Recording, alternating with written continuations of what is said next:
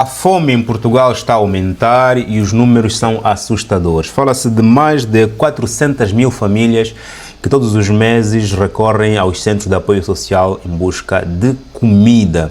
E não são qualquer pessoas, são pessoas que inclusive ganham 1.300 euros mês. São pessoas que estão desempregadas, pessoas que têm família, mas estão solteiras e têm filhos, nem uma mãe solteira, um homem solteiro.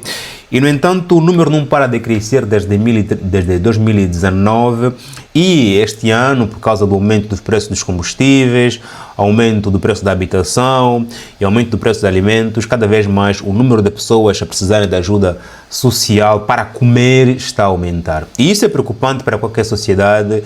Qualquer pessoa que vive em um país onde cada vez mais o número de pessoas que precisam de ajuda para comer aumenta, porque isso despoleta outros problemas. E tem mais aqui um dado curioso: quanto mais pessoas que precisam de ajuda para comer aumentar, mais o número vai aumentar. Por quê? Estamos a falar de pessoas que ganham 1.300 euros. E em Portugal, quem ganha 1.300 euros, uma pessoa que até tem um trabalho especializado. Estamos a falar de bancários, contabilistas, auxiliares de contabilidade. Sim, estamos a falar de pessoas que trabalham em áreas até especializadas, mestres, licenciados, ok? Não é qualquer pessoa em Portugal que ganha 1.300 euros líquido, não é qualquer pessoa, ok? Mas porque os custos de vida estão a aumentar, essas pessoas geralmente também vivem em uma casa muito mais afortunada, aquelas compras habituais já não conseguem suportar, cada vez mais o dinheiro fica pouco. E quando eu vejo que o vizinho foi, a vizinha foi, o imigrante foi, o fulano foi, eu também vou. Portanto, o número de pessoas a ir, quando aumenta, também vai aumentar aqui as pessoas que vão se despindo de vergonha, vão tendo mais coragem, e isso é preocupante, porque gera outros problemas que também aqui falaremos. Mas vale aqui lembrar também que Portugal tem 21 centros alimentares. Isso também já é preocupante, um país não pode ter tantos centros alimentares. Apesar de que, segundo aqui a matéria, os bancos alimentares não distribuem comida diretamente, mas sim dão aos centros sociais. Mas vale aqui lembrar que quanto mais forem os bancos alimentares em um país, mais sinais de preocupação ali há. Vamos ver aqui a gênese desses bancos alimentares, porque é que há tantos bancos alimentares assim, ok? E depois, quais são as reais causas deste aumento e quais são os efeitos, as consequências e também possíveis soluções para esse problema que vai cada vez mais assolando Portugal. Como diziam alguns, deverão ser os imigrantes? Claro que não, porque estamos a falar aqui do aumento do preço dos combustíveis, aumento do preço das casas e, claramente, o aumento do preço da alimentação em consequência do aumento do preço dos combustíveis. Ponto. Família, as consequências, primeira, até também refletem para a África. E antes vale aqui lembrar que este vídeo aqui não é um ataque a Portugal, muito menos aos imigrantes, muito menos a ninguém, ok? Este aqui é uma informação que está disponível e é importante nós aqui discutirmos para que analisarmos a gênese, o êxodo enquanto consequências e também as soluções do problema. No entanto, se você acredita que o Joaquim trouxe o tema para poder aqui atacar alguém ou bem, descarta isso, porque estamos aqui apenas para olharmos para o problema e buscarmos possíveis soluções. Faz agora like neste vídeo, subscreve e partilha se faz favor. E quando a fome em Portugal começa a aumentar, também, claro, os efeitos podem atingir a África, porque existem em África muitas organizações não governamentais que dependem de ajuda social de Portugal. E esses bancos alimentares que ontem recolhiam alimento, comida para enviar para os países africanos, quando a comida começa a ficar em Portugal, também lá começa a chegar menos apoio. Aqui só em termos de rescaldo e consequencial transatlântica. Ponto. Depois, as pessoas quando percebem que os vizinhos estão a ir, eles também vão. Ou seja, quando aumenta o número de pessoas precisando de ajuda, mais pessoas vão. Aqui cai a vergonha, cai, epá, eu sou especial, eu não vou precisar, epá, se ele está a ir, também se calhar é uma forma de poder poupar mais dinheiro, poupar aqui uma possível férias e vou também. Já que, muitas vezes, o centro de apoio social é mesmo ali, próximo ao meu prédio. Ponto.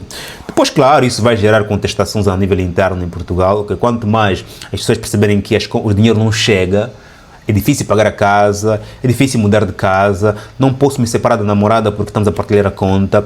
Quando a minha vida fica condicionada aos custos de vida em consequência de vários outros fatores, aumenta a contestação e a pressão social sobre o governo. Ponto. Mas, Joaquim, quais são as consequências, quais são as causas reais desse problema? Agora aqui vejamos, estamos a falar de subida dos preços dos combustíveis. Isso é um problema geopolítico, ok?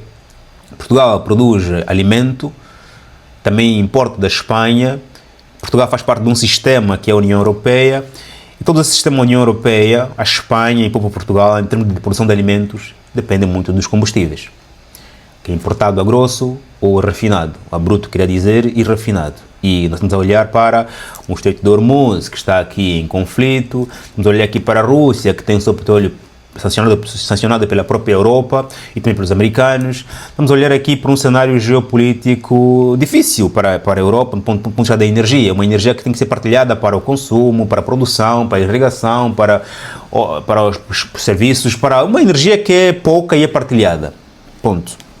Isso claramente, quando o preço da energia fica caro, está a faltar combustíveis, quem produz alimento, os tratores, os caminhões que transportam os alimentos, claramente aumentam os preços dos fretes, de produção, dos adubos, de fertilizantes, o gás inclusive que vem de Moçambique, vem da Rússia, quem diga, da Arábia Saudita, Moçambique, da Angola, da Nigéria, esse gás que claramente cada vez mais está escasso, faz com que, claro, o preço dos alimentos também vão sofrendo alterações. E nós falamos aqui já há uma semana sobre o tema dos fertilizantes, que também está a afetar Angola, e fertilizantes que são feitos, grande parte, com o gás natural. Ponto. Logo, a primeira questão, a primeira causa é geopolítica, nem é problema dos imigrantes, nem é problema do governo interno, não é problema de ninguém, é problema geopolítico. A guerra no Irão, a guerra Ucrânia-Rússia está a fazer com que os preços em Portugal fossem mais caros. E Portugal, porque tem um salário mínimo mais baixo possível, claramente qualquer alteração geopolítica afeta no salário líquido das famílias. Portanto, não é o imigrante, não é não é, ok? É Trump, é o Irão, essas questões aqui que ultrapassam a dimensão do próprio Portugal. Até o dia em que Portugal começar a produzir a própria energia a vir do lítio, das baterias ou da energia solar, e a conseguir colocar energia solar fotovoltaica na produção alimentar. E é difícil, mas algum dia lá Portugal chegará. Ponto. Segunda causa que está linkada, não é? Alimentos e combustíveis. E a terceira causa que tem a ver com o preço da habitação, que também faz com que as famílias paguem o arrendamento muito mais caro, inclusive o crédito de habitação muito mais caro. Isso faz com que resta pouco dinheiro para, claramente, comer, para poupar, para viajar, para investir, para pensar, para criar. Isso também não é culpa dos imigrantes, ok? Porque o problema da habitação em Portugal, estamos a falar aqui de grandes centros urbanos, que quanto mais caro fica a habitação no centro, o preço vai se estendendo para mais próximo do centro, ok? Estamos a olhar para Lisboa, para o Porto, centro de Lisboa, centro do Porto, centro de Aveiro, de Coimbra, as casas começam a ficar caras porque tem mais estudantes, tem mais Airbnb, tem mais hotéis, tem mais turistas. Quando o preço no centro começa a engordar, o preço vai se alastrando para as outras zonas mais próximas da cidade. E as pessoas vão se afastando, e quanto mais se afastam do centro, mais o preço vai se alastrando por porta a porta da cidade. E vai chegando, inclusive, nas aldeias. Ok? Vai chegar uma altura em que até nas aldeias as casas estarão muito caras se não se construir mais casas. E nós sabemos muito bem quão é difícil se construir uma casa do ponto de vista do empreendedorismo privado, e não só. As pessoas ligadas ao imobiliário, que constroem e vendem, alugam casa, sabem muito bem do que estou a falar, quão é custoso, quão é caro, quão é difícil, do ponto de vista burocrático e até financeiro, construir prédios em Portugal. Parece que é muito mais fácil o governo construir, depois vender aos privados, os privados depois claramente revender as casas. Ou então os bancos construírem e vender depois aos privados. Portanto, vamos aqui olhar para três causas. A primeira e a segunda estão interligadas. E a terceira que é o custo de vida, o custo da habitação, que é consequência da própria urbanização, né? Lisboa, Porto foram cada vez se tornando centros acadêmicos, centros financeiros, e quanto mais empresas e estudantes vão para uma cidade, mais ela encarece. Ok? E até para os imigrantes, que muitos deles foram africanos e asiáticos, vêm em situação difícil, estão nem ali para ver esse centro de Lisboa. Alguns vivem, e vimos aqui, claro, centro de Lisboa, alguns imigrantes, mas aqueles estão ali a viver porque as casas foram obtidas pelos seus antigamente, ou então porque vivem em aquelas condições precárias, onde uma casa tem ali, vai lá, 10 pessoas, e se pagamos 2.000 euros pela casa e nós somos 10 naquela casa, o preço fica muito barato, mas está caro, se for o preço unitário. Mas porque eles dividem por 10, 8, 9, claramente está barato do ponto de vista unitário. Ponto. Portanto, quais são aqui... aliás, eu queria também aqui olhar para a questão ligada à existência de muitos bancos alimentares em Portugal. Estamos a falar de 21. O que é preocupante, porque quanto mais bancos alimentares tem um país, é sinal de que mais necessitados aquele país tem.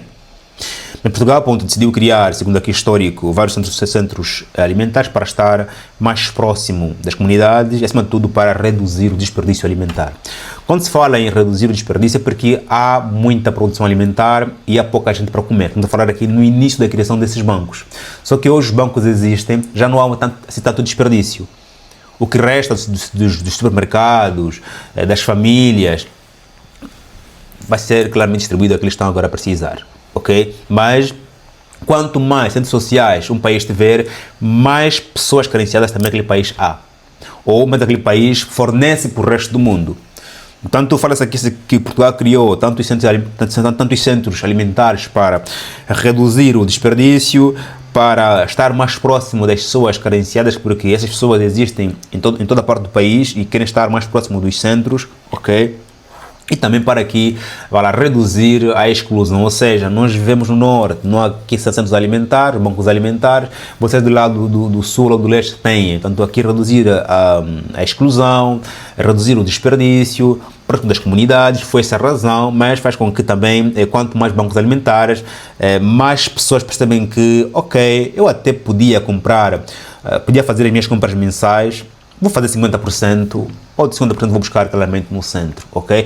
Dar também comida, do ponto de vista econômico, não ajuda. Do ponto de vista social, dar comida às pessoas que estão em situação financeira difícil ajuda, ok? Mas, do ponto de vista econômico, que é muito mais racional, não ajuda, porque faz com que as pessoas não buscam por si próprias ganhar mais. E nem sequer reclamam pelos salários, porque o salário não chega, ok? Mas daquele lado vem aqui a parte que me falta. Aqui o governo pode pensar com duas cabeças. Um, como um governo social, dá ajuda hoje e vai reduzindo amanhã para que as pessoas possam buscar por si próprias por outras fontes. Outro, sim, continuar a dar e deixar que as coisas claramente se ajeitem do ponto de vista da vontade de cada um poder melhorar e não depender da ajuda social. Porque, atenção à jogada, quanto mais você precisa da ajuda social, mais vais precisar. E quanto mais a tua vontade for de dizer assim, pá, eu vou hoje, amanhã, mas eu tenho que parar com essa necessidade. Eu não posso continuar a receber do Estado comida, casa, isso. Quanto mais existir em ti uma insatisfação em receber do Estado essa ajuda social que você pode claramente garantir-se, é melhor para ti.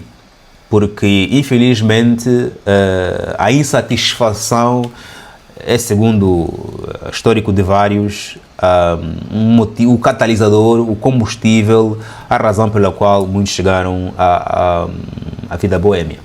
Porque se eu estou sentado, ganho 1000 e não chega, e eu estou tranquilo porque vou receber mais uma cesta básica de 100 euros dali do Estado, tenho que perceber que os governos mudam.